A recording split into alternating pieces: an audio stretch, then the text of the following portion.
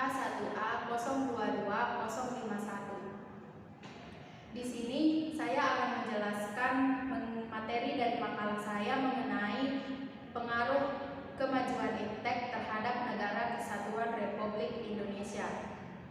Pertama-tama saya akan menjelaskan apa sih iptek itu.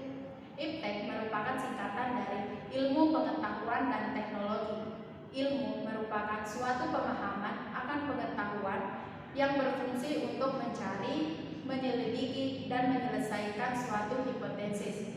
Pengetahuan merupakan sesuatu yang disadari oleh manusia yang diperolehnya dari pengalaman dan pengamatan akal.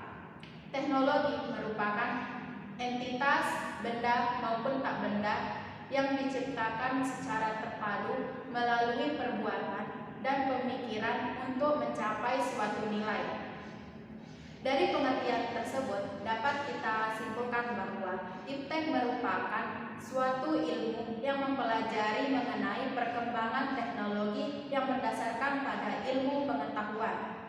Pembahasan selanjutnya yaitu dampak apa saja yang ditimbulkan oleh perkembangan iptek terhadap Indonesia.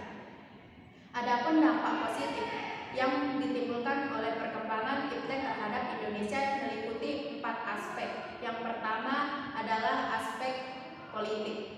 Dengan kemajuan iptek menjadikan nilai-nilai seperti keterbukaan, kebebasan, dan demokrasi yang berpengaruh kuat terhadap pemikiran dan kemauan bangsa Indonesia. Dengan dilaksanakan nilai-nilai tersebut dapat menjadi alat kontrol yang efisien dan efektif terhadap keberlangsungan pemerintahan, sehingga dapat terjadinya pemerintahan yang jujur, adil, dan bersih. Yang kedua yaitu dalam aspek ekonomi. Produktivitas di dunia industri akan meningkat. Dengan kemajuan iptek dapat meningkatkan kemampuan produktivitas di dunia industri, baik dalam aspek teknologi industri maupun jenis produksinya. Pertumbuhan ekonomi akan semakin meningkat. Terbukanya pasar internasional bagi hasil produksi dalam negeri. Semakin meningkatnya investasi asing atau penanaman modal asing di negara kita. Yang ketiga dalam aspek sosial budaya.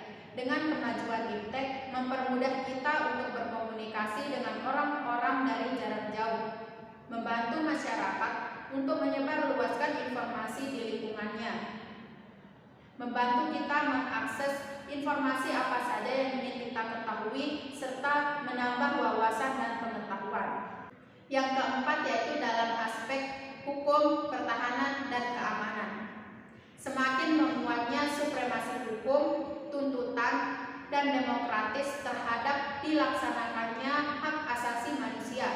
Makin meningkatnya tuntutan terhadap para penegak hukum untuk profesional, transparan, dan dapat dipertanggungjawabkan. Menguatnya supremasi sipil dengan mendudukkan tentara dan polisi penjaga keamanan, kedaulatan, dan ketertiban negara. Pembahasan selanjutnya yaitu dampak negatif dari perkembangan teknologi terhadap Indonesia. Dampak negatif perkembangan teknologi terhadap Indonesia meliputi 4 aspek. Yang pertama dalam aspek politik. Dengan kemajuan ilmu pengetahuan dan teknologi dapat mempengaruhi masyarakat Indonesia untuk berpaling dari ideologi Pancasila dan lebih memilih ideologi liberalisme, mengganggu stabilitas politik negara dan munculnya sikap radikalisme. Yang kedua dalam aspek ekonomi. Indonesia dibanjiri oleh produk-produk dari luar negeri. Terjadinya kesenjangan ekonomi dan perekonomian di Indonesia dikuasai oleh orang asing. Yang ketiga dalam aspek sosial budaya.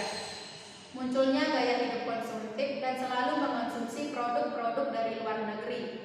Munculnya sikap hedonisme, yaitu kenikmatan sebagai nilai hidup tertinggi, dan munculnya sikap individualisme, yaitu lebih mementingkan diri sendiri dan menganggap orang lain tidak ada dan tidak bermakna.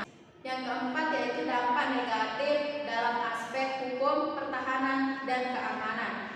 menimbulkan banyak kejahatan dunia maya seperti hacker, terjadi pelanggaran batas wilayah oleh orang asing, terorisme yang merajalela, dan kurangnya privasi negara akibat kerahasiaan yang tidak terjamin keamanannya karena alat-alat pendeteksi yang semakin canggih. Pembahasan selanjutnya yaitu sikap selektif dalam menghadapi perkembangan iptek. Sikap selektif ini didasari pada nilai-nilai yang terkandung dalam Undang-Undang Dasar 1945 dan Pancasila. Adapun sikap selektif yang dapat kita lakukan adalah mengimplementasikan nilai-nilai yang terkandung dalam Pancasila dan pembukaan Undang-Undang 1945 dalam kehidupan sehari-hari agar terhindar dari pengaruh negatif pada era globalisasi ini. Belajar dengan giat untuk menguasai ilmu dan pengetahuan teknologi, menggunakan iptek secara efisien dan efektif. Memilah dan memilih informasi dan hiburan secara selektif agar terhindar dari pengaruh negatif ataupun berita hoax. Dan mengawasi penggunaan teknologi terutama pada anak di bawah umur. Nah, dari pemaparan materi yang saya sampaikan, dapat kita simpulkan bahwa iptek memiliki peranan yang sangat penting bagi kemajuan kehidupan pada era globalisasi ini. Iptek mempunyai banyak manfaat yang dapat kita rasakan, terutama dalam bidang teknologi yang saat ini sangat membantu dalam kehidupan kita sehari-hari. Namun juga tidak dapat kita pungkiri bahwa kemajuan iptek dapat menjadi ancaman bagi kehidupan kita. Oleh karenanya, kita sebagai generasi muda harus lebih giat belajar untuk menghadapi perkembangan iptek ini sehingga kita tidak diperbudak oleh ilmu pengetahuan dan teknologi ini.